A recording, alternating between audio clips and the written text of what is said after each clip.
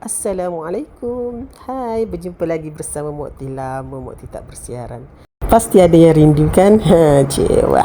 Itulah, okey, Mokti nak kongsi, nak share. Okey, sekarang ni tengah buat jualan karipat kecil-kecilan. Jom sedikit perkongsian daripada Mokti, dan kalau siapa yang dekat boleh datang ya. Jom. Tengok Mokti masak apa ni. Okey, ni karipat untuk jualan Ramadan. Okey, pertama Ramadan hari ni. Okey. InsyaAllah. Okay, ini karipat yang Mokti dah clean. Okey, prosesnya. Okey, inilah di antara yang dah siap.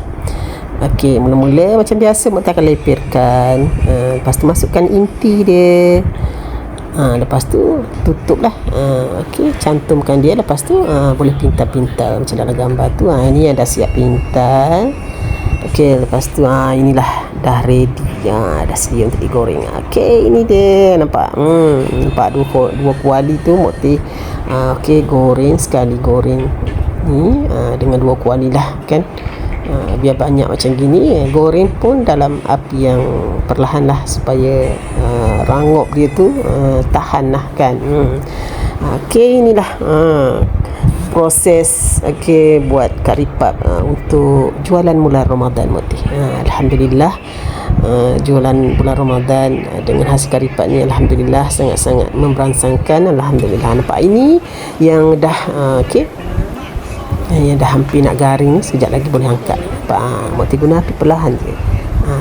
Macam gitulah lebih kurangnya. Okey, apabila dah garing tu kan, boleh angkat lah.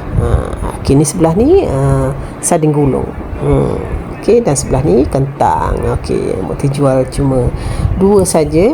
Okey, sardin gulung dan karipat kentang. Itu je.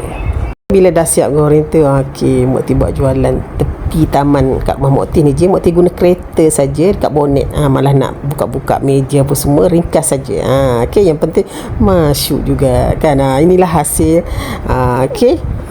betul lumus kat dapur dengan karipat Mokti ni. Alhamdulillah, sambutan sangat menggalakkan. Okey, sekejap je. Okey, dalam masa 2 jam je Mokti buat jualan, tak lama.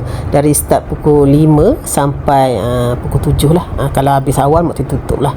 Macam tu je lebih kurang. Okey, alhamdulillah dah habis. Syukur rezeki. Alhamdulillah. Okey, kepada yang dekat boleh datang. Okey, kalau nak rasa karipat Mokti ni. Okey, yang jauh tu tengok-tengok je lah kan. Okey, cuci-cuci mata je. Alhamdulillah.